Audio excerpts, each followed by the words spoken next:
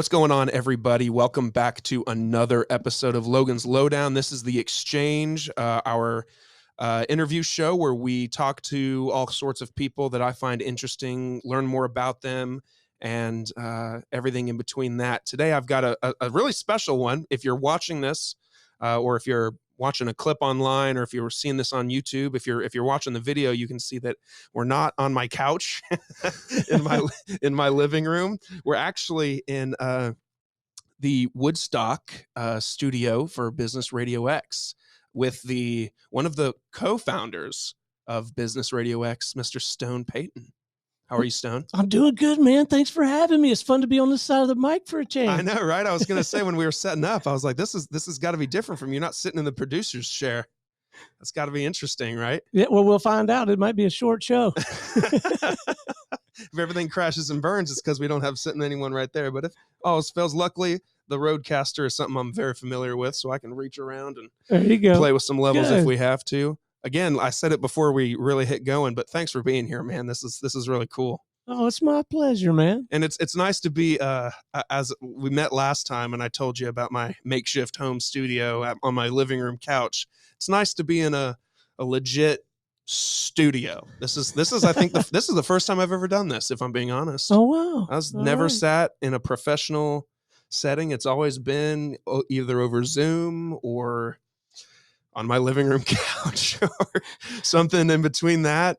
So this is actually a really cool thing for me. This is a good day. Well, it's almost cocktail hour, and I feel like we're missing a couple more accoutrements, like maybe a double shot of neat bourbon or something. So when we do this again, and I'm sure we will, we sure will. We'll hook up the bourbon. That's okay. Usually I do that. Usually, if I have someone over to my place, I usually ask them, hey, what's a drink of choice? I'll run to the gas station, pick it up, or if you like a 12-pack or a 6-pack of something, I'll just treat you for being on here. I just appreciate it.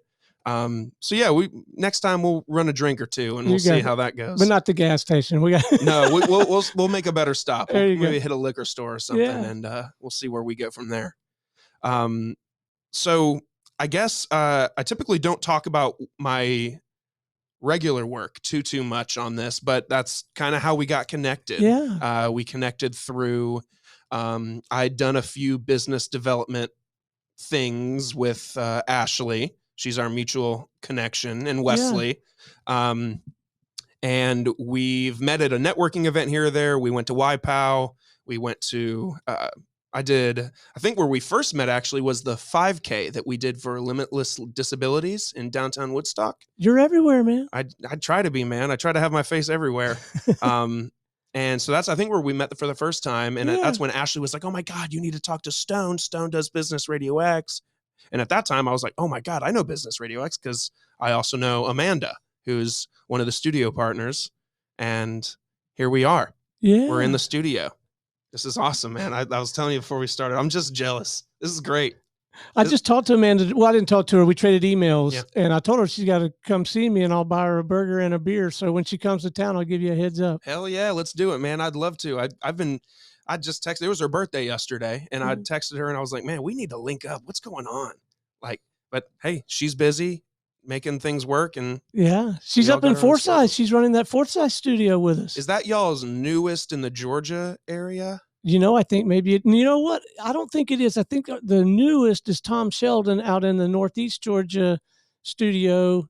I don't know, like halfway between here and Athens and Jefferson. Yeah. I think that might be the newest. Yeah. Okay. So to give the people that are listening a little bit of background, do me a favor and explain to me what is Business Radio X? Yeah. So we are a media company, and we're kind of media as a service. And our mission is to amplify the voice of business, give business people an opportunity to share their story, promote their work. As I'm sure you're aware, traditional media is not knocking down their door. And I'll say our door because I am one, right? to hear our story, cheat on your taxes, get caught in a scandal, and they'll be there in a New York minute. And a lot of traditional media will lean toward what I would characterize as an extreme, right? They'll lean left, they'll lean right. And, we lean business. Yeah. And so we want to share those stories. We want to give people an opportunity. We want to let other people in those local communities make them very well aware of the great work that these organizations and the people who lead them are doing for their market, for their community, for their profession. So that's the mission and the way we do that. We're in 61 markets, I think, as of today, in some way, right? But we have with some kind of presence, some sort of business oriented programming. But we have 19 of these things that we're sitting in. Yes. And a lot of them are in co-working spaces like this one. We're sitting at the innovation spot over on Arnold Mill. And it's it's just a marvelous place. It's easy to get to, and the people are just terrific to work with. And we found that to be the case in all of these, in most of these communities. And so several of our studios are in a space like this, although we've got a studio in a bank, we've got a studio in a convention center, we've got a studio. That Jefferson studio is in a little different thing. It's tied to the chamber in some way, but it's in what used to be a school and maybe is now the mecca for a couple of organizations there in that community. But we find a place in the community. Our headquarters studio is in a chamber of commerce, but we find a place that is they're like-minded, and they too want to share these stories. And we set up a studio, and we invite local business leaders to come in, and we just get them to share their story. And in doing that, we serve them, we serve the community, and then so we have 19 of these things. And then in other markets, we also do serve some national and regional brands, and particularly associations. So this is a great platform to talk about the mission and purpose of your association, but it's also a great way to give your members an opportunity to talk about their work. And so, there may be an association based in Arizona, for example, but they have members all over the country. We also will interview them virtually over some platform like a Zoom or something like that. We'll capture that interview. So we call those podcast markets. And then so we use that vehicle for that kind of programming.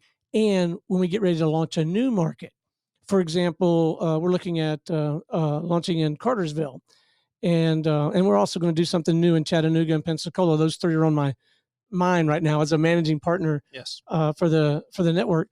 But instead of just rolling into town in most cases and setting up shop, first we'll start doing some programming from that community. We'll find a local entrepreneur who can be our boots on the ground there, and equip them to invite people in the local community to come on that show and get that activity going, kind of prime the pump a little bit. And then when we hit a couple of specific milestones, then we'll roll in, find the right spot, find the right studio operator, license them to run their own business Radio X studio, and we're off and running. That's amazing, man. Yeah. So let's rewind a little bit too. So how did the idea come to you and the other partners or the other founders? I think there's one other one, right? Mm-hmm. Yeah. How did the idea come to you guys to get this thing going? Has your career always been media focused? What got you, or maybe even take me back as far as you want to go, but what interested you in doing this in the capacity that you do it now? Yeah, boy, do I wish I could take credit for this. Yeah. And I can't at all. I spent most of I can't even call it early career. Let's call it the first half of my career in the training and consulting business. I sold sales training, sales management training, change management methodology training, speaking, consulting, and I've been hired and fired from some of the more prestigious change management consulting firms on the planet. When the last one fired me, I went out on my own and I did some keynote work, and then I self-published a book, and we're talking 20 plus years ago.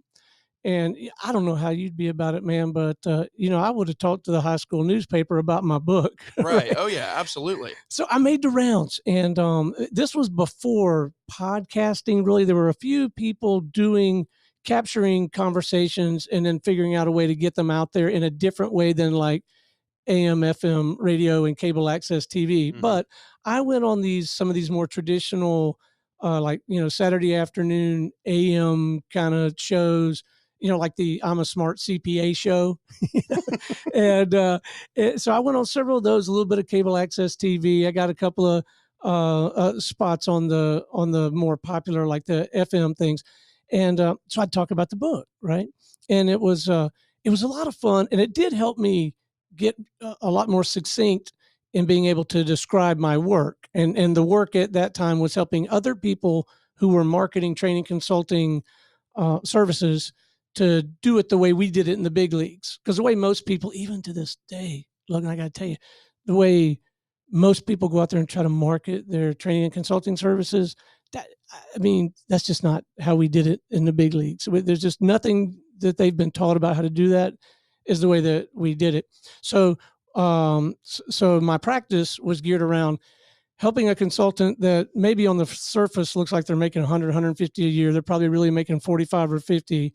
And if they would just do it, if they just knew a few things, we could kind of put them in have them swimming at the other end of the pool. But anyway, so I made these rounds, and I don't want to suggest that it was not a fair exchange, but it was a very different experience than what we provide at Business Radio X. It was often the focus was on the host, like they were a personality, and it was more of a, hey ho, here we are, we're on the show, and I'm going to do this, and then we cut for commercial. But the positive of that was you get good, or I felt like I got pretty good at my 5 bullet points that I always knew I wanted to hit, and that one joke that always hits, right. So you get really good at it. But it was more, I don't know, I hate to be unfair because there's a place for that kind of media. It was more superficial, right. So then I get invited to this show called Atlanta Business Radio. We weren't a network at that time. So I walked into that room. There were 2 or 3 other small business people. So, and the guy ran a cohesive show, but we each had our own segment. So as a result, I got to really just sit back and listen to her story and to his story. And then when it got to my segment, we just had a real conversation, about me and the work and the why behind the work and where I was taking things, what mistakes, if any, I felt like I had made, some tips from me to that. I had one little tiny small circle of expertise like I do now. And I did have some things to offer in that regard. So it was just a completely different experience. It was a very well facilitated, but genuinely authentic conversation. Now, I don't even know that we had the term back then, content marketing, but I had been around sales and marketing enough to know that I could take that content and really leverage it, not only to help me kind of cultivate some new opportunities possibly, but for any of those prospective clients that were maybe on the fence a little bit about doing work with me, to turn around and share some of that content with them. Could be very powerful to reach out to them, and just as simple as, hey, I had an opportunity to talk a little bit about, high velocity marketing, and thought you might enjoy. And it really helped me. So it was, I walked into that studio, the clouds parted, the doves flew, and I met this guy, Lee Cantor, who was the host. He was co-hosting the show with a lady by the name of Amy Otto, and it just blew me away. And I got to meet the other 2 business people. The only thing that wasn't clicking for me, and although I had a lot of experience in the training consulting world, and I did have some delivery and design experience, for the most part, I kind of gravitated to the sales side of things. So got a sales and marketing mindset. I couldn't figure out how this guy was making money, because he didn't charge me to be on the show. Yeah. And he didn't run any ads during the show. So I waited till the other 2 left. I said, hey, man, this is great. First of all, what can I do for you? Yeah. Which I get that question every day, right? Because we give people the gift of sharing their story, promoting their work. We don't charge them. The closest thing to an ad you'll hear out of this studio, as you can see on the wall back behind me, and this is only about a third of them. I have to rotate them out. We have community partners and clients that work with us. And I might do a live read and say, today's episode is brought to you in part by. Anyway, he didn't run any commercials or anything. And he explained the business model to me. And again, this is almost 20 years ago. Yeah. Logan. And what he described for me then, I just got so enamored with the way he was serving clients that I wrote a check. I didn't write a check that day, but probably by the end of that week to be a client of his. Okay. And so, and what he did, he showed me how to he actually did the design, but together we sort of co-authored a show concept that would help me serve the people who are important to me. My best clients that I already had, my most coveted prospects, my most trusted referral partners. And we built a show that was not about Stone and how great Stone is and how great my methodology, and how great the high velocity methodology is. It was all about supporting and celebrating that ecosystem. And as a result, built deeper, more meaningful relationships a lot faster by having my own show. I kind of became the darling of that ecosystem. And so I got very enamored with that. And I don't know, maybe 90 days later, somewhere between 60 and 90 days later, I wrote a bigger check and bought 40% of the company. So Lee owned 60, I owned 40. We own the network. And the premise was at the time and continues to be that we could replicate what he was doing in that market and take it to other communities. So I was going to say, so that's crazy to think that you started as one of these people coming in to promote your work and your business and your story. Right. And it ended up being a situation where you were like, man, I really like what you got going on here. I want to do this with you. Yeah. That's awesome. That's crazy. So that's how it all happened. And I haven't looked back. I haven't written another book. I've done a little bit of consulting here and there to help, folks sell it. But I mean, that's sometimes my fee is a beer and a sandwich, Sure. Yeah, absolutely. But no, I've been heads down, and then I kind of wear two hats now, right? I'm managing partner for this, and my chief responsibility when I have that hat on is, if you've got a cousin in San Jose or Dallas or Pittsburgh, which are markets we're not in, that maybe you ought to at least have a conversation about being a licensed studio operator in that market, then, I want to have a conversation with them. And if things fit properly, then we'll help them get set up to do that. And we try to make it where everybody wins. And then you see, I'm a hat guy. I got hats all over the studio. Say, yeah, absolutely. The other hat I wear when Holly and I downsized and we moved here to Woodstock, I told her, I said, I'm going to open a studio right there in Cherokee County, right, and in the neighborhood. So I also am one of those 19 licensed studio operators. So I have a handful of clients here, professional services, B2B. Yeah, Logan, they don't need 1,000 more Facebook buddies. Mostly these are, CPAs, lawyers, marketing consultants, IT managed services.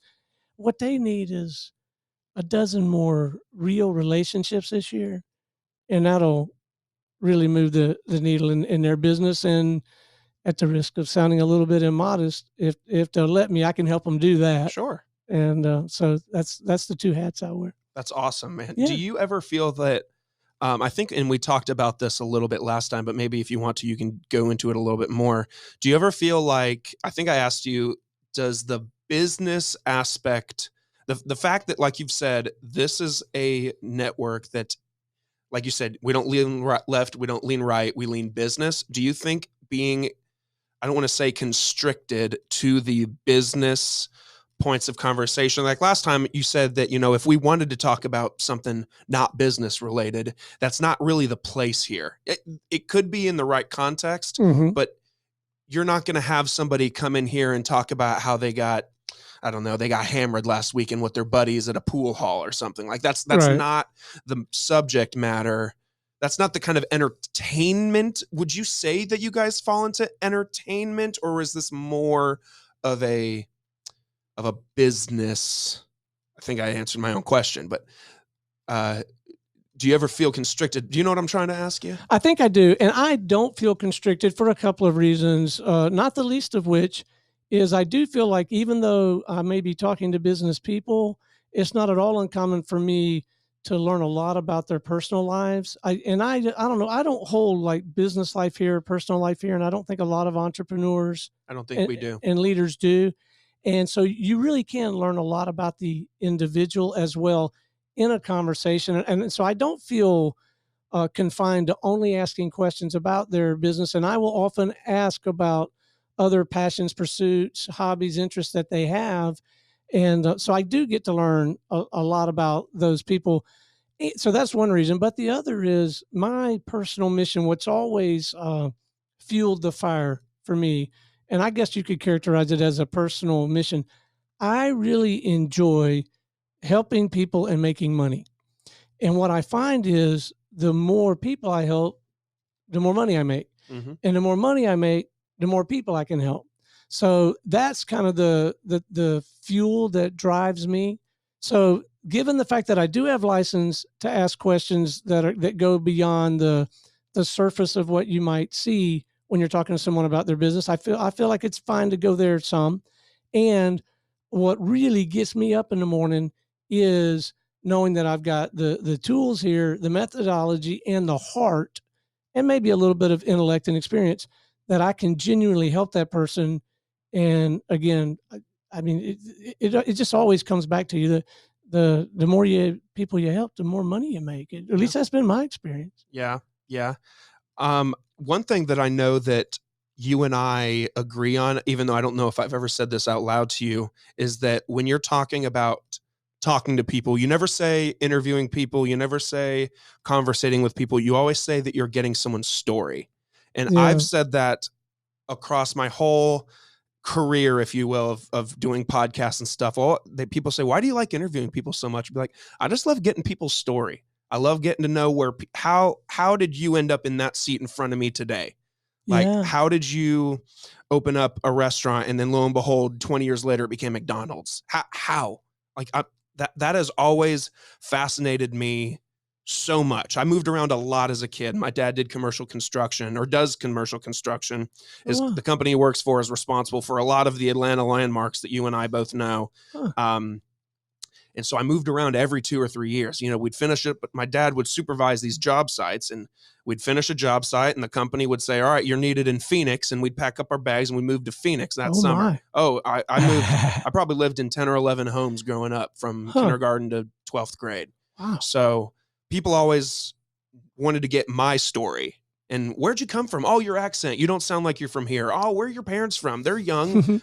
You have young parents, or, just people always wanted to get my story. And I told my story 1 billion times, moving around the country so much that I almost feel like it's my turn. You know what I mean? Right.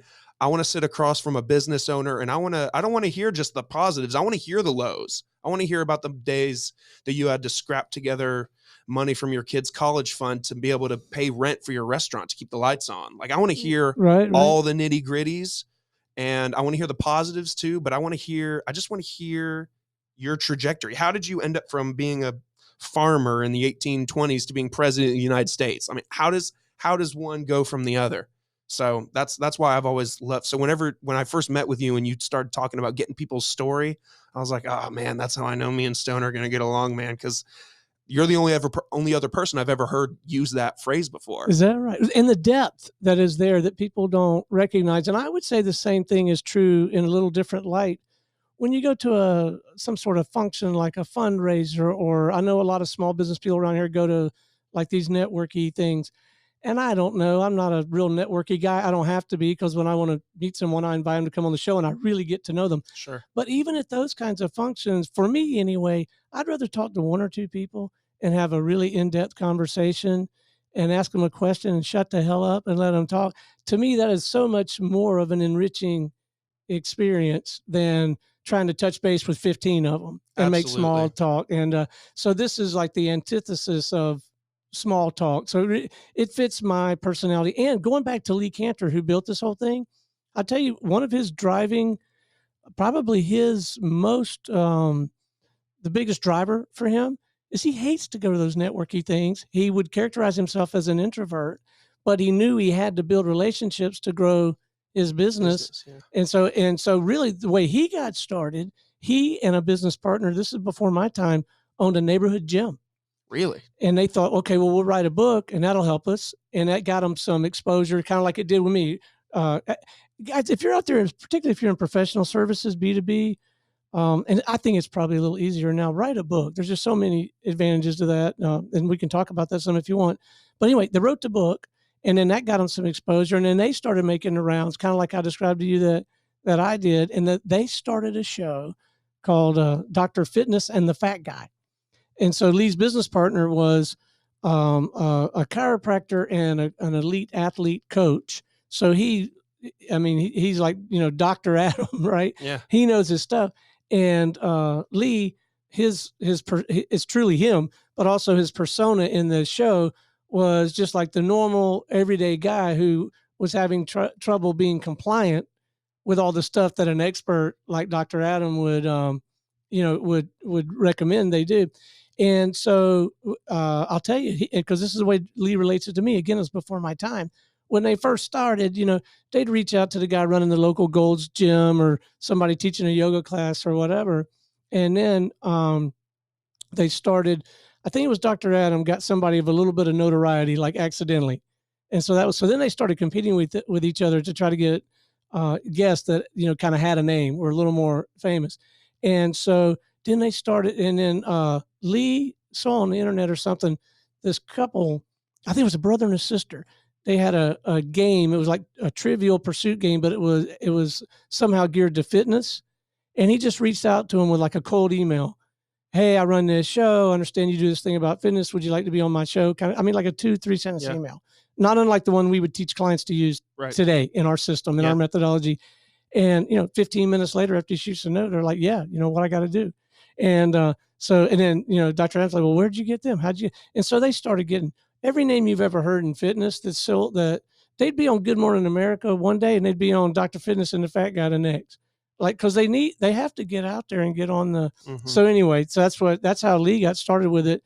And then he kind of morphed it into this tool because man, that's the hardest conversation for most business people to have who are selling services anyway, is just that whole prospecting piece of the equation is, sucks. It's tough for them. Yeah. And I know I sound like I'm doing a commercial. I mean, the prospecting problem is gone. You'll never have a prospecting problem if you have your own radio show, and you absolutely won't have a prospecting problem if you have your own business Radio X radio show, because there's methodology and structure and rigor and 20 years of brand equity that kind of gives you some air cover that you don't have if you're Jimmy's podcast. But so yeah, that's probably more than you wanted to know, but that's how it all got going. No, that's great, man. I agree with you. I'm a very social guy. I love going to these networking events. However, I do always find myself feeling a little more awkward in like I went with Wesley one time to YPOW.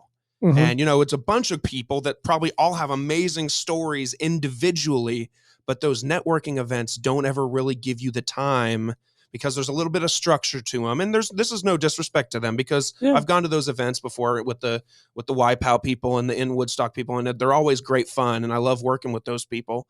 But I also I would rather be like, hey, do you want to get out of here and run over to the studio real quick and have a 20-minute conversation, just one-on-one? Like, I almost want it to be like what is it? Like when your boss is doing quarterly reviews and he's like, all right, you come in next. I'd rather have all those people that go to YPOW. I'd rather have all of them come in here one by one and sit in that seat and talk to them each individually about their path, so that I can actually go to those events and know everybody and know everybody's story, so that there isn't any awkwardness to it. Because that's the worst thing about those networking events, is getting in there and having your hands in your pockets and you're like, oh, who's going to talk to me? Who am I going to talk to? It's awkward and no one likes it. Well, I think it can be awkward. Now, I go to young professionals of Woodstock. That's what he means when he says YPOW. And I go to Woodstock Business Club, and I enjoy those meetings for other reasons. Sure. I don't enjoy them or to even try to utilize them as a way to get more business. Sure. Incredibly inefficient. For one thing, a lot of people in those two groups don't meet my client profile. But even if they did, that's a really inefficient way to fill your pipeline if you're selling professional services. Yes, I have tried to pitch. I've gone to networking events all the time, and I try to pitch either podcasting services or marketing services, and it's so cheesy to be like, oh, you got my card, here's my. It's so tongue in cheek, just cringy in my opinion. I'd rather meet organically or through a friend or through a family member and say, hey, I heard you need this service. I can provide it. Here's what it looks like. What do you think? Yeah. Now, before I throw those two groups under the bus, I got to tell you, I enjoy both of those groups. I go to. Of course. First of all, they meet my criteria that they're walkable or golf cartable because I live right here on the edge of downtown Woodstock. And I also did make a commitment when I opened this studio. Our bread and butter is high ticket B2B sales. Yes. And so like to work with me is $30K a year. I don't care how good it works. If you don't have $30K that you can invest in your business, we're just not a good fit. Doesn't make you a bad person. Sure. But I knew when I got here that I also wanted to build something for the solopreneur and the small shops. Mm-hmm. So to do that, I did need to get in and meet all these people that are, have those small. And so that's why we built this community partner program, the Main Street Warriors. So it is helpful in that regard. But if you're out there, if you're trying to sell high ticket B2B stuff, I mean, there's probably something to be gained from going to some of those things. But for that to be your primary method for building outreach, new relationships. Yeah. I mean, if you don't do my thing, do something else. That's not it. Yeah, absolutely. I mean, no disrespect to them at all. I'd love to sit down with every single one of them and talk to every single one of them. Me too. It just never clicked in my head to be like, oh, I got to go to this networking event and this networking event. I love doing business development. I love being out in the community. I love doing the events that my full-time job allows me to go and be a part of and get out in the local community and hear all of different people's stories. I do enjoy that quite a bit. Yeah. But in terms of finding primary clients for me or for finding podcast, I mean, I hate just cold, hey, you want to, I like natural. I don't like to force things at all. Yeah. If it feels forced, it's probably not going to be fun. Well, and some of it's positioning too, right? Mm-hmm. So over time, especially if you've had your show for a while or if you're part of a network, at least for the people that we generally serve, they have already hired PR agencies. And so the PR people reach out to us because they know it's a safe place. They know they're going to get something they can really utilize in their content marketing. So it probably wouldn't take you 20 years to build it up, but that's one of the benefits that we and our clients and our studio operators, they all get to benefit from that they really don't even have to do that stuff. But the other thing too is if you have this platform, yes, like for me, yes, invite if I want to bring on another business lawyer or another marketing firm as a prospective client, absolutely get them in the studio. But I can also invite the dry cleaner or the lady running the dress shop, or one of these networking clubs or an association. It's so even here locally, I cast a wide net because I do want to support and celebrate everybody in the community, including the very small businesses. Sure. And then again, I built that community partner program. So I don't think you have to. I think you can do it all with a platform, and maybe there's other ways, but it's just the way we found. Absolutely, yeah. Absolutely. When you guys started Business Radio X, was there an end goal in mind, or are you guys, like you've talked about the different markets that you're trying to expand to? Is the goal just to be in all the right markets that make sense and to have as many Business Radio X's around so that everyone can be in tune with each other? And like you said, you get paid, they get business, clients, business flows, everyone's a win-win. So is that just the ultimate goal, to just have a really healthy ecosystem? So that goal set has evolved over the years. When I first wrote that check to buy 40% of the company, my initial goal was to replace the income that I used to have when I was selling high-end premium fee change management consulting services and making what by most people's standards is a lot of money. Mm-hmm. And even by most people's standards, I was still making good money, but not like I had made. That was my number one goal. So and I was able to achieve that. But the premise then, and the still the driving factor now, there are so many communities that don't have the benefit of something like this. Mm-hmm. So yeah, we would like, and we've set it as a milestone, and the minute we reach it, we'll just keep going. But I would feel real good about what we accomplished if in the next 5 years we have 1,000 of these. And I confess to you, we're only in 61 markets. I only have 19 of them. And Lee and I make a very comfortable living. Our licensed studio operators make a very comfortable living. We're able to provide tremendous actual green dollar ROI for our clients, Mm-hmm. not all this cosmetic metric crap like downloads and impressions and views and all that. That's another show maybe, but that's just not what we do. But yeah, right now what we want, the number is 1,000. We want 1,000. And there's tenfold that many communities that would be very receptive to what we're doing. And we know our methodology and our this thing of ours would work very well in those communities. So now, I'm getting a little long in the tooth, Logan. I'm 60 years old, so I'd like to get more of this done faster, sooner than later. Yeah. So, and I do want to make more money, but again, a major reason that I want to make more money is so that I can turn around and help more people.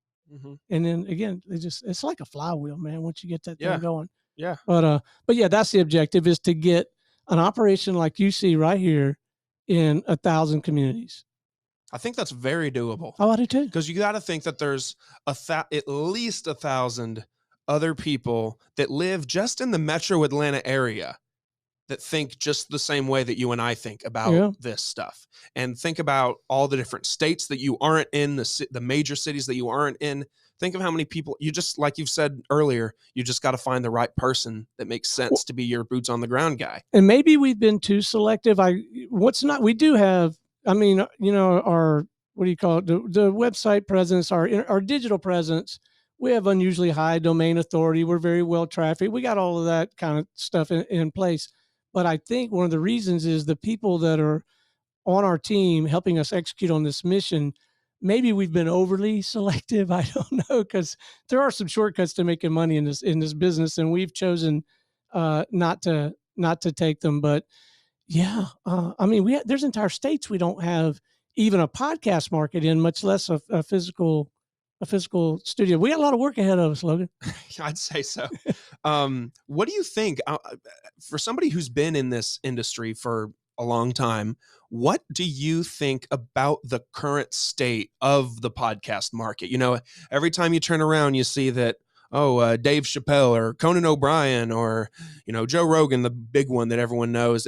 Every celebrity, every athlete, every even D-list celebrity has their own podcast. Do you think, do you love it? Do you think it's oversaturated? Because podcasting in the last 2-3 years even has just skyrocketed, and it's just this revenue stream for all these people and businesses. And do you love that? Do you hate it? Where are you on it? So I don't have a love or hate relationship with it. I will challenge one idea that you threw out there, that they were making revenue. No, they're not.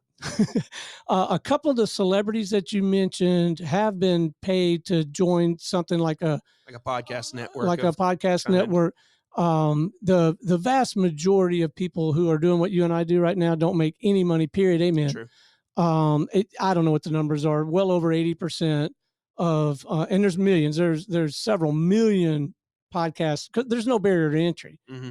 I mean, you don't even have to get equipment this good, but you and I are on $1,500, $2,000 worth of equipment here, and you could probably do it for $200. Yeah, you could buy a USB mic, plug it into your laptop, and call it a day. And somebody will let you put it on their platform, all those socials and all that jazz.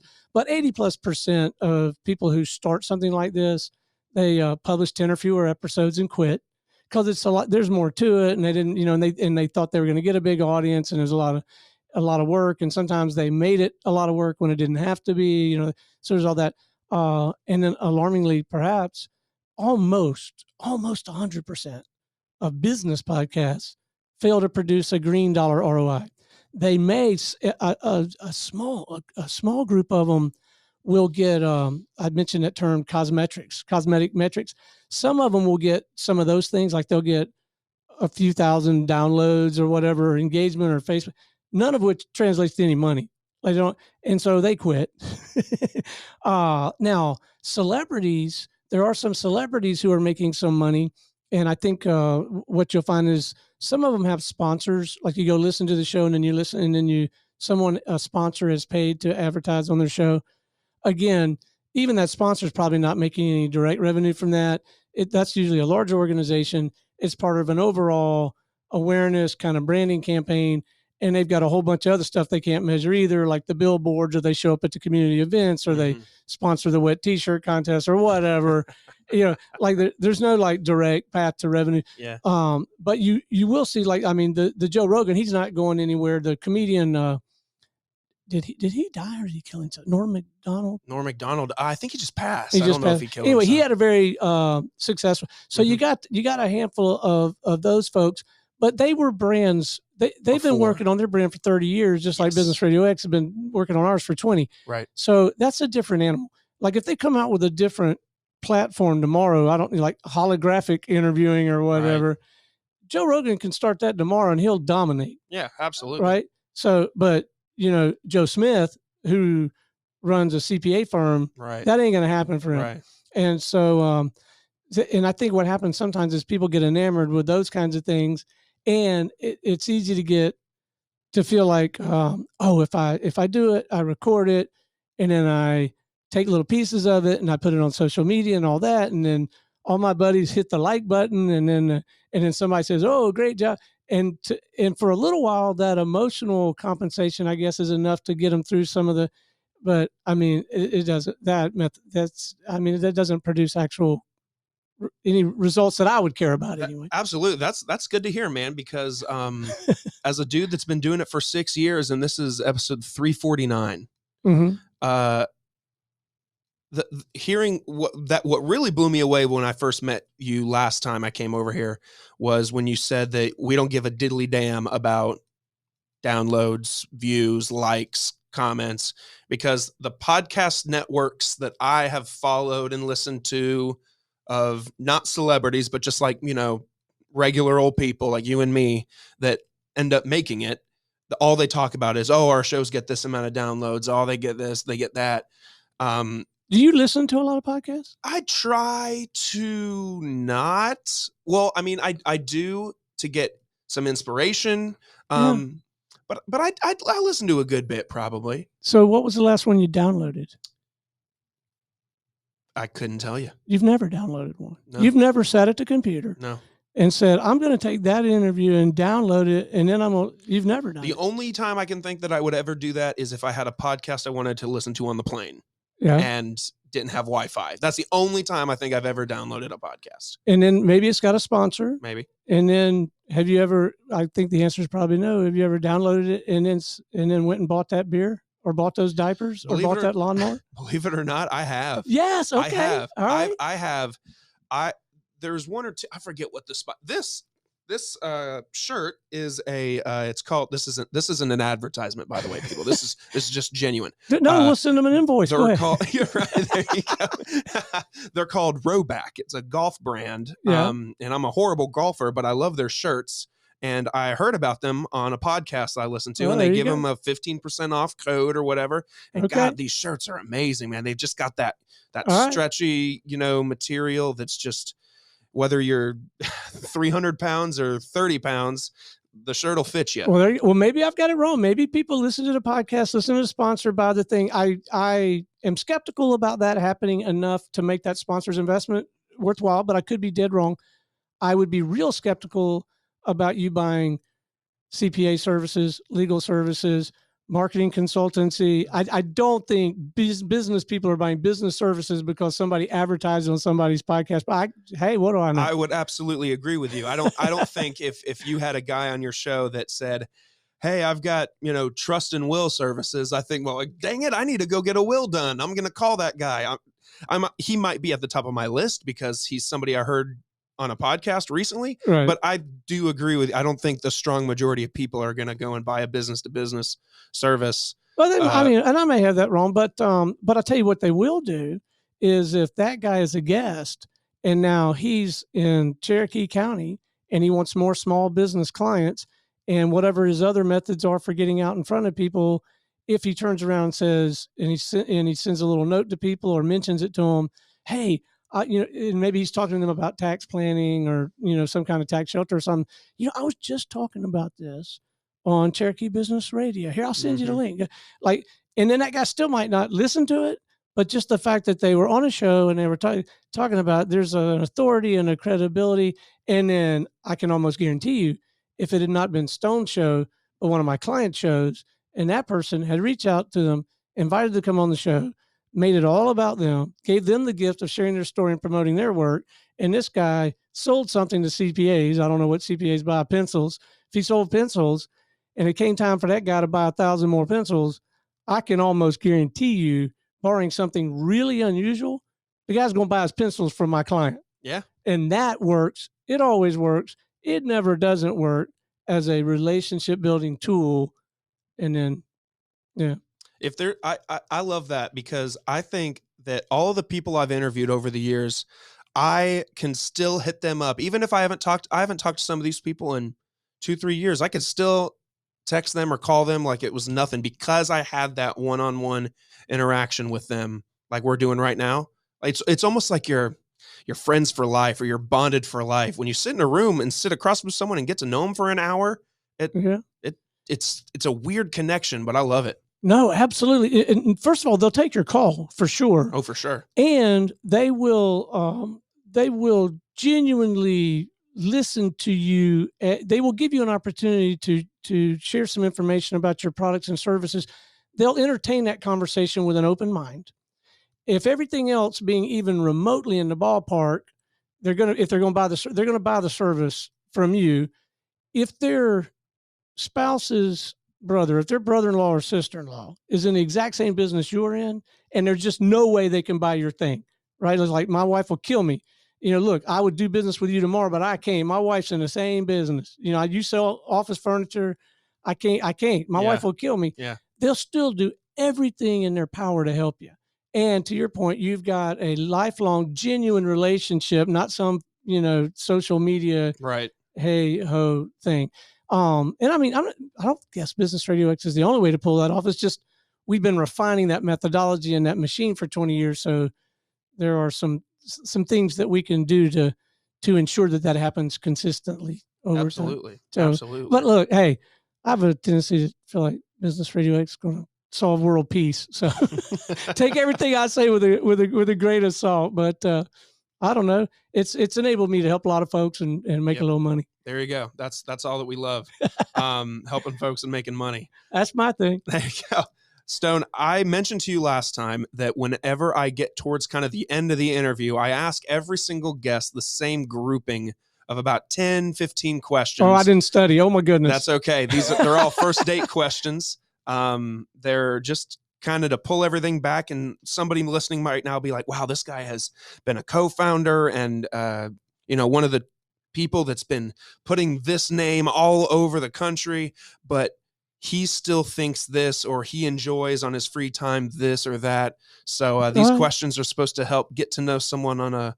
So it's not pass or fail. No. Goodness gracious, no. Good. They're just everyday questions. Good. You ready for them? Yes, sir. All right. What is number one, your all-time favorite movie? Wow. I gotta say Outlaw Josie Wales. Okay. That's a good one. Yeah. Really? What's that one? What's that one do for you? It has some great lines in it and that kind of thing. But I just like the way that he what's that country song? If you don't stand for something, you'll fall for anything. Yeah. And Josie's just got a code, and I like that he lives by that code. That's good. I like that. That's good. If you're out to eat and the server puts 3 dips on the table, it's queso, it's guac, and salsa, which of the 3 are you going to first, second, and third? So I'm definitely going to hit the guac.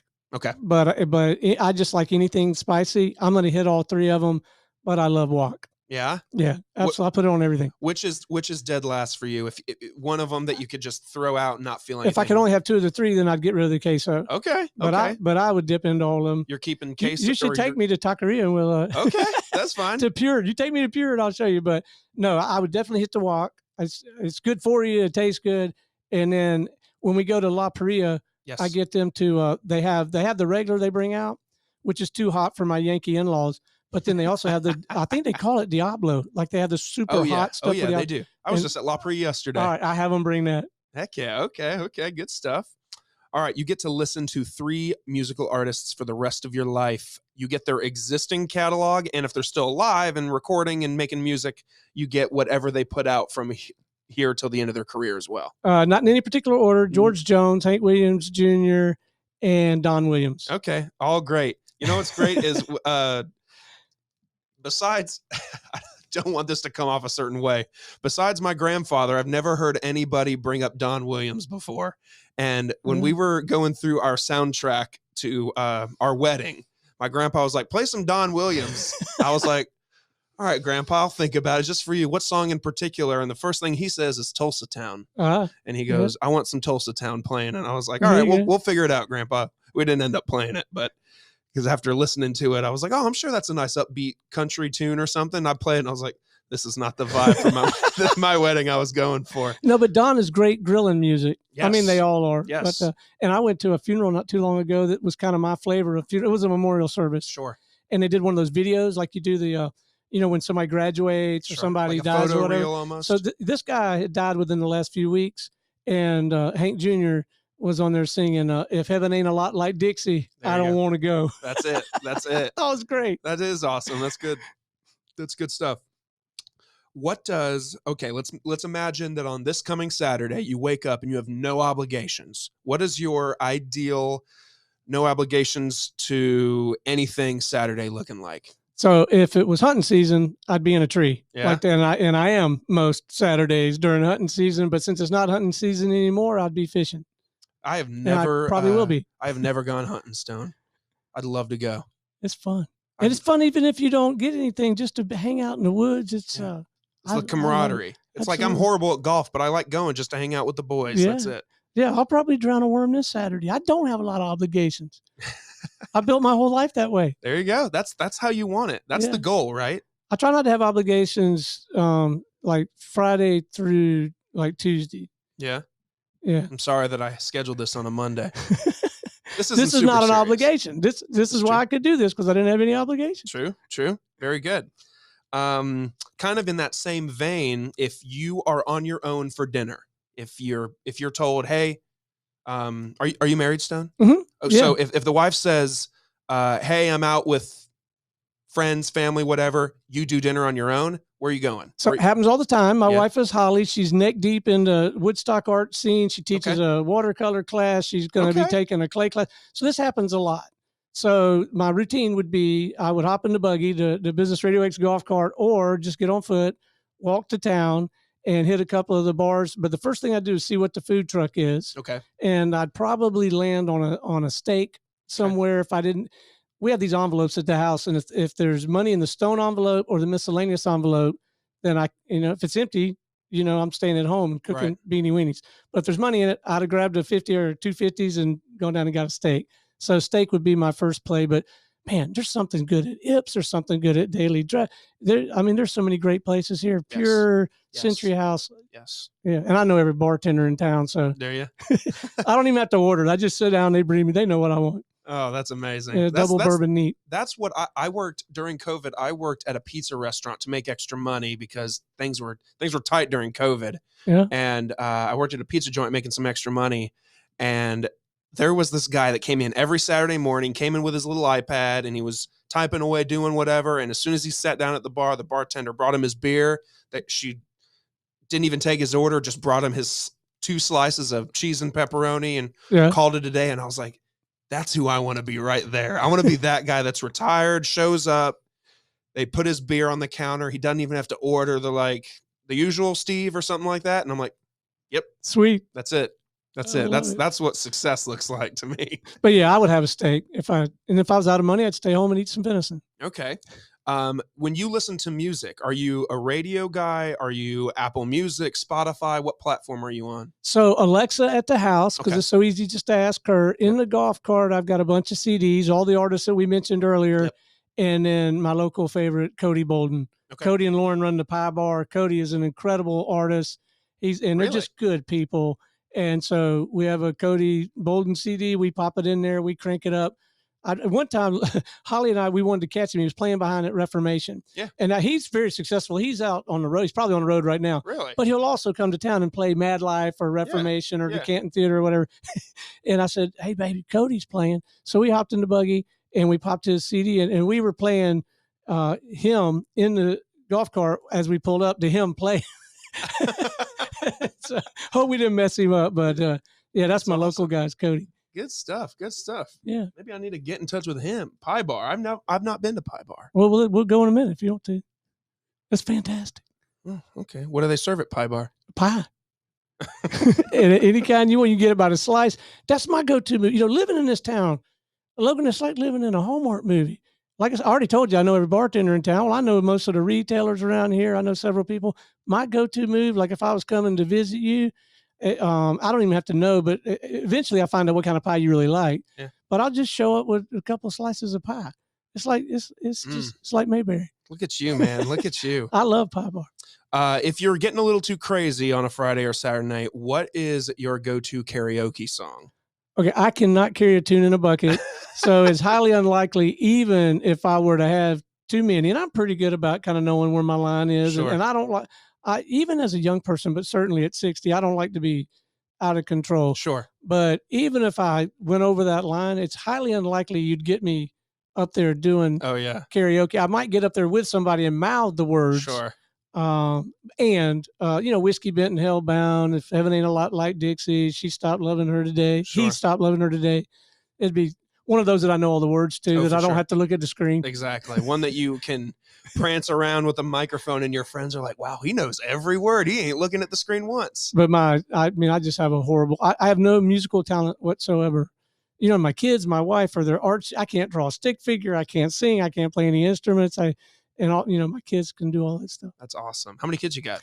2, Katie and Kelly. Katie and Kelly. How old are they? So I should know this, shouldn't I? 25 and 30, 26 and 31, somewhere along in there. Sure. And my youngest lives up in Chattanooga, so I get to see her a lot. Okay. And then my oldest is up in D.C. Okay, cool. What area in D.C., in Virginia or Maryland? So I think it's technically a Virginia address, and where she paid a fortune for it, but where she lives at one time in history was military housing. Really? I think, but it costs some money. It does to buy a place. So they make they make great money. But by God, you better if you live up there. But that was one of the many stops in my moving around the country. I lived up in Virginia for a few years, and I graduated from high school up in there. Yeah. But we loved every minute of raising those girls. We enjoyed them at every age, and they were very different, and they evolved differently. And there were periods as they were growing up where they were kind of at each other. Sure, yeah, but that's siblings. Man, they take a bullet for each other right now. They back each other's play, and it's so rewarding. And I'm sure other people who are listening may have experienced this, to watch your kids enjoy each other as adults. Yes. You talk about, a good warm feeling. So look, I maybe I didn't parent the way you should, but I stand by my results. Absolutely. That's awesome. Probably all Holly. Hell yeah. Hell yeah. I love that. I think that's a lot of fun because I have very cool parents, very easygoing parents. I was always real cool with them growing up. But getting to the point where I can be more buddies with my parents than looking at them as, oh, mom and dad. I think of my parents as just another couple to invite when we're doing a get together. Because I'm just like, my parents are cool. My friends think my parents are cool. Yeah. I just want to invite. Same thing with my siblings. As they've grown up and got out of college, I'm like, God, my siblings are cool people, man. It's fun to hang out with my siblings when we're just like, no obligations. If we're on a family vacation, man, it's just fun to shoot the shit with your family, man. Well, I hunt and fish with Rusty. Rusty now comes up here to hunt with me, and we hang out. And now my folks live up here. They're 2 minutes away. Awesome. Just today, we were at Ips. And the other thing, too, if your parents are settled and all that, usually they have plenty of money. They buy lunch all the time. And they'll call me, hey, what are you doing for lunch? There you go. Where are you, man? I'll be right there. That's right. That's right. If mom and dad are paying, I'll be right there. Hey, you got anything going on? Yeah, but I'll cancel it. It's all good. It's all good. It's just a phone call. That's okay. I'll call them back later. Another one, we kind of talked about this kind of already, but what's success look like to you? In one word, freedom. And I've been very blessed financially, but I think what that has borne for me is freedom to work with the clients I want to work with, do the kind of work I want to do, check out and do something different like hunt, fish, or travel when I don't. But the success for me is freedom. It's not a number unless you kind of come up with a number that'll give you freedom. Yeah. But that's the short answer for me. God, we just keep agreeing on everything, Stone. I completely agree. And whenever people ask me that question, like when people say, where do you want to be in 15, 20 years? I always say free. Just, I don't know if that's debt free, ideally, uh, obligation free. Freedom. Well, I you didn't ask for my advice, but I can tell you right there that you Please. hit on one, debt free. Yeah. That does a lot. Yeah. And I didn't start out that way, but when we got there, that opened up a lot. That so yeah, and you're young enough to get it done quicker than I did. I'll try, man, but it's tough. But I mean, Well, it's a grind. But and marry up. Marry somebody that's got high earning capacity like I did. That's not a bad little piece of the methodology either. no, not at all. I married someone far smarter than me, so that's okay. She's the hardworking one. I'm the creative one. Yeah. Well, she's creative too. She makes me call her my creative director because she says all of my best ideas come from her. No doubt. All my best business decisions come from her. Yeah. What is your happy place? Beach or woods. Okay. And really, any more woods. I get to the woods more often, but I grew up in Pensacola, Florida, and so I like to smell that salt air and hop in the bay and all that stuff. But beach and woods, and now more woods than beach. Sure. It's probably a passion of yours to not only, and obviously a great business decision, but the fact that you guys don't have a network down there in Pensacola, the fact that you're trying to get down there, that's probably got to be a big deal for you. I mean, if you can, I'm sure that you, if at all, can want to be involved with that process as much as possible. I'm sure that'd be exciting for you as well. There you go. Yeah. I like that. Yeah. Do you drink coffee? A lot. We have I took a sales territory in a suburb of Chicago, Illinois called Naperville. Beautiful little town, a little river running through it. I know it. And it was just gorgeous there for like 6 weeks out of the year. But, I'm a weather sissy, so it got too cold for me. But up until that time, and the kids were young, I'm probably in my, mid, late 30s. All I'd ever drank coffee was Maxwell House. Yeah. And they had a little Starbucks there on the corner.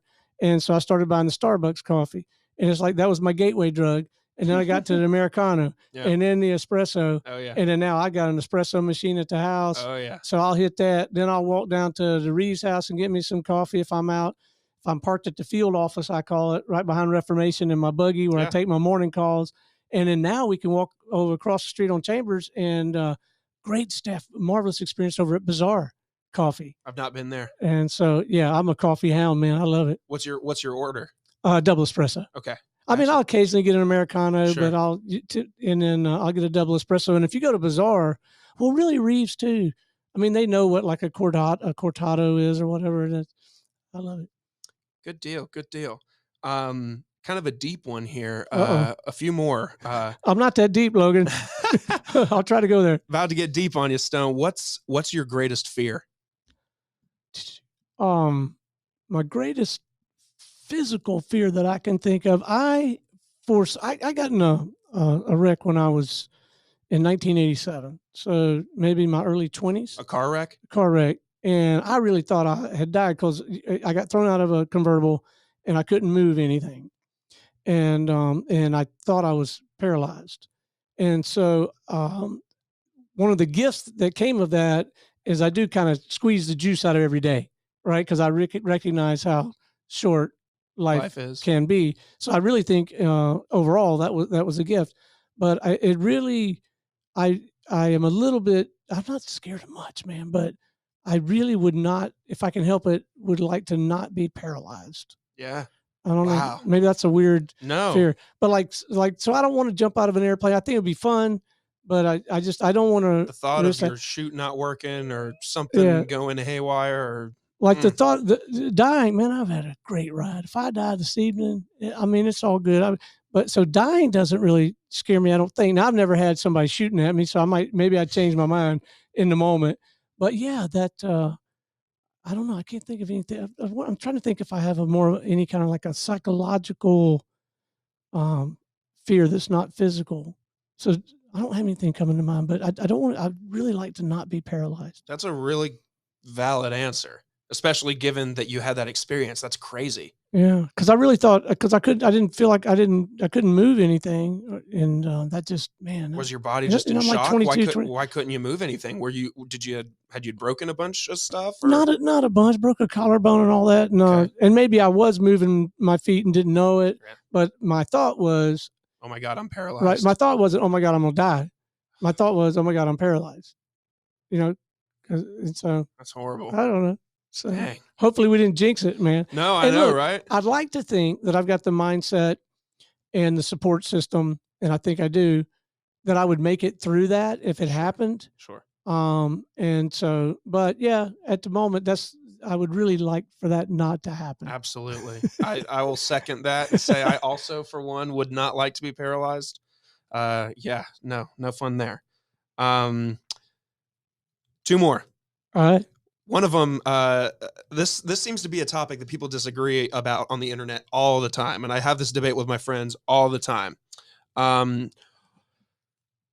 When you get home from work or whatever you had going on that day, you probably left the house. If you had work, you probably left the house looking nicer. You know, you're not wearing a t-shirt around. You'll probably wear it like you're wearing like now. You're wearing a nice collared shirt. I'm wearing a golf shirt. Because you said we were going to do video. I'm in a radio business, man. I never dress up like this. Yeah. And and I didn't tuck my shirt. Oh, in. You didn't have to do that for me. When you get home from work, do you change out of the clothes you wore to work, or do you wear them up until bed? No, I do change out, but I'll usually wear them through supper. And then I've got like these stretchy, like sweatpant kind of thing. I got 2 pair, but my favorite is something that my brother bought. He really bought them for Holly, and then Holly gave them to me or something. And it says trophy husband on them. And it's got like a little picture of a deer. I've got a matching shirt, but I'll just usually have like an old beat up t-shirt.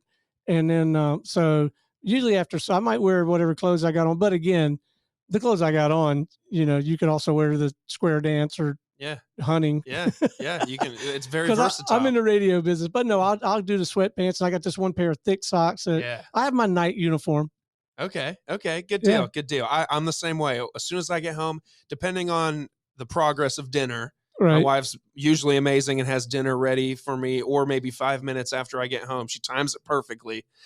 I'll say, do I have time to go change? And if I do, I'll run upstairs. I'll put on a pair of basketball shorts, or if it's in the wintertime, I'll put on some sweatpants. Then you're in home mode. And then I'm in home mode. Some people I know, I got a buddy that stays in his jeans and slacks or really all day. Wow. And I'm like, I've seen people fly in suits. When I was doing keynote speaking work, my office was, seat 2B. Yeah. And guys fly, and even though I might have something that looked kind of decent for when I was going to do the talk, packed. Man, I never flew in a suit ever. And in first class, you can hand them your jacket. And I never flew in sweatpants either, but I just fly in, like jeans and a polo. That's crazy too, man, because I've grown up in a time where I know that when flying first came around, that's what you did. Everyone dressed up. So, yeah. They wore fancy outfits because I guess back then, if you could fly, it was considered a luxury. But now, pretty much anybody can buy a plane ticket. Even me and you. Right? Yeah. So I'll fly in sweatpants. Oh, will you really? Yeah. I've never done that. I've got these, the brand is cool, KUHL, and they've got zipper pockets. Yes. And so I can put stuff in my zipper pockets. So those are my flying pants. I've got 2 or 3 different pair of those. Yes. And we travel pretty light. We're headed to Paris in a few weeks. Paris? Yeah, and we travel light, but I'll have a couple pair of cool pants. And but no, I don't. Here's a question I just thought about on the fly. Do you recline your seat on the airplane? I do, but now that's the other thing. In the keynote days, I flew first class, so I never charged first class. I always charged full fare coach, and then I just upgraded. But I'm a midget. I'm like 5'6" in my best boots, so every seat's first class for me. I can stretch out pretty good. Oh, I'm jealous, but I will recline. But it's not like you get to recline a lot in coach, even in comfort or whatever. But I do recline. And Holly, her little trick is she'll find the row that's got the 3 in it or whatever, and then she won't buy the seat in the middle of us. And then most people, if someone buys that seat, we can always switch with them. They're happy to have the aisle. Or a lot of times nobody buys that seat, and then she can lay down. Absolutely. So she knows all the tricks. She traveled a lot more than I did. Yeah. She had a real job her whole career with IBM. What's your airline of choice? Delta. Yeah. Living in Atlanta, it might be different if I lived in another in another town. I'm but, with you. You know, we get the points and all that jazz. yeah. And Holly was a Jim Jammy medallion and whatever. Oh, wow. Okay. And then we got the thing where you don't have to take your shoes off. Oh, yeah. Oh, yeah. That's luxury. But Holly, she traveled a lot, like week in, week out as a traveling consultant for years. She's had different responsibilities at IBM. She's like James Bond. She can pack in no time, and she doesn't mind getting at the airport like 30 minutes before the flight leaves. Oh, Me, I'd rather get there 2 hours ahead of time, have a cocktail. The last thing I want to be stressed about. You hear that, Dad? Do you hear that shit? Man, Stone, I travel. Because he's a veteran, right? He's a traveling veteran, so it doesn't bother him. No, not at all. Yeah, that's why. See, she'll get there last minute. Especially the Atlanta airport. If it's a smaller airport, fine. But if we're flying into Bloomington, Illinois, yeah, I'll get to the Bloomington airport 30 minutes early because the airport is as big as this building we're in right now. Right. But golly, man, we went to Minnesota a couple weeks ago to visit one of my siblings, and my dad, me and my wife and my mom and dad travel together, and I'm asking my parents, I'm like, what time should we be at your place so that we can hightail it to the airport? And our flight, I think, takes off at 11 that morning on a Friday morning. My dad's like, yeah, if you get to my house at 10, I was like, 10? And he was like, yeah, that's enough time, 45 minutes or so. I was like, Dad, how the hell do you operate that way? He's like, I just love to be able to get to my gate and walk right on the plane. I was like, oh, Dad, I am the kind of traveler. When I used to travel for another job I used to work, I would get there an hour and a half, 2 hours early. Because then, at least I'm at the gate. And you're there, you got your seat, you're all set. And I'll go to the restaurant, I'll sit at the bar, I'll have a drink. Absolutely. That's me. If I'm going to the airport, I'm going to make an experience out of it. I'm not going to sit there, get on the, I'm not going to rush through this. Nah, hell no. Last one, Stone. This was always my favorite one to ask. This is the big money one. Do you believe in aliens? Yes. Yeah, I do. I think it's highly unlikely. There was a show that it even pretended to have Pensacola, Florida in it, but it had palm trees, so they didn't know what they were doing. I think it was called Contact. But there was a quote in there, like if there's not anybody else out there, it's an awful waste of space or something. It was like a line in that movie. And I don't know. I feel like it's highly unlikely that we don't have other life in other parts of the universes or the universe or whatever. And I think it's highly likely that we've had influence from other cultures of that ilk over the years. So I don't know if aliens is even the right word, but I do think there's other life that has had impact on us. I do. And I got to tell you at the same time, I'm okay being wrong, like on the whole spiritual side of things, God, universe, source, and all that. I got some ideas and I don't have positions as much as I have today's thinking on all of that, but I'm not very invested in having it right. Yeah. I'm just like, today, based on what I'm thinking and hearing and seeing, I think maybe this is how things are organized. And then, maybe some of what this guy's saying from this pulpit or this person saying from I don't know. Don't think I'm buying that. But I guess I would say I'm just not that invested in, I don't believe I got it right. You got it wrong. Right. You got to believe what I believe today. Yeah. Which, by the way, like I said, is a little bit of a moving target for me. Right. Absolutely. But in answer to your question, I do believe that there's other life out there and probably has been for some time. Good deal. And then to caveat off of that, do you believe in ghosts as well? Let's see. Ghosts. I haven't really put much thought into it. I guess in the thought of what a lot of people, when I ask if do you believe in ghosts, they think of like almost like in Ghostbusters, like the spirit making itself visible to humans. I don't know if I necessarily believe in that, but I definitely believe that there could be souls that never moved on, and that's why you have haunted houses and stuff do you believe in haunted houses and stuff like that? So that's an interesting prospect. One idea that I'm not willing to dismiss, and it looks like there could be something to it. There's that movie Constantine, where he's sitting in a place, but because of what they do with the water and whatever, he's still physically there, but he's also like in this other dimension, Mhm. and it would rock my world if I got sent to the place he was Right, hanging out at. absolutely. But it would not rock my world. I'd be like, oh, okay, that makes sense. If like right here we're sitting here, but there's this other dimension where some other people are playing, and if that's true, if that's possible, then do you have some people that sneak over the border sometime? Yeah, I think that's entirely it.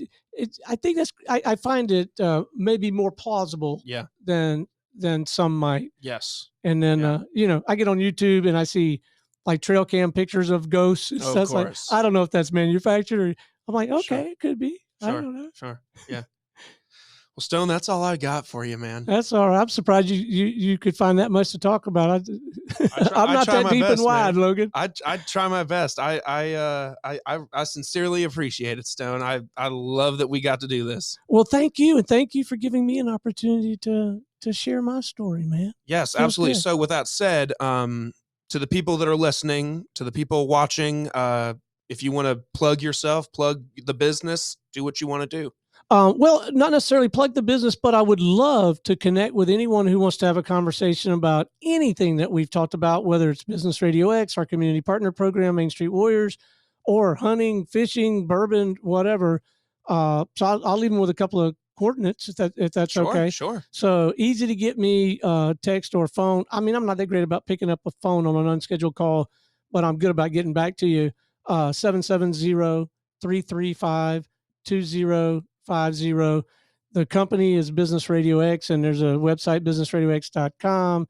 There's CherokeeBRX.com. There's all that stuff. But, like I'm on LinkedIn and all that jazz. Now, if you see much stuff posted, somebody in my shop's done it. So really, it might not have been me. It's we've been building this machinery for a long time. Yeah. But, hop on the phone, we'll chat, or let's go have a beer under the elm tree over at Reformation, man. Love to chat. I was just at Reformation the other day. I was I'm hoping there. I was going to see you. I'm surprised you didn't. Dang, were you there? Probably. On Saturday? Probably. I'm there a lot. I was there. I was outside. These are my stomping grounds, man. Yeah, I know. Absolutely. That's why I was like, man, if I come here and don't see Stone or just somebody that I've known from this area, I was like, I'm going to be disappointed. I actually bumped into one person that I know from the area, and I was like, oh, no shit. But I'll tell you something, that what Spencer Nix and his team have done with Reformation, I mean, yes, it's a great craft brewery. I love that you can get the beer, and now you can get bourbon there. Yes. And all that's marvelous, and it's a big part of the draw. You can go listen to great artists several times a week. But he's built that thing. They've built that thing. It's such a marvelous, I don't know if platforms are right, hub for community.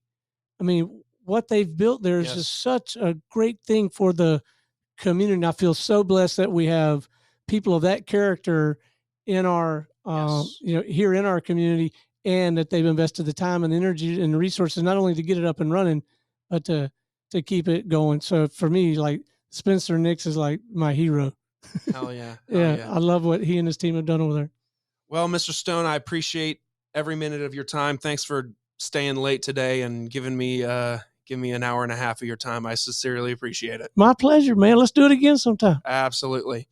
So, guys, if you like what Stone had to say, I'll put some of the links that he talked about. I'll put Business Radio X and the Cherokee Business Radio X in the description so that you can go follow along and see what he's got to say and learn more about their business there. Thank you so much for watching, and see you next time. Bye.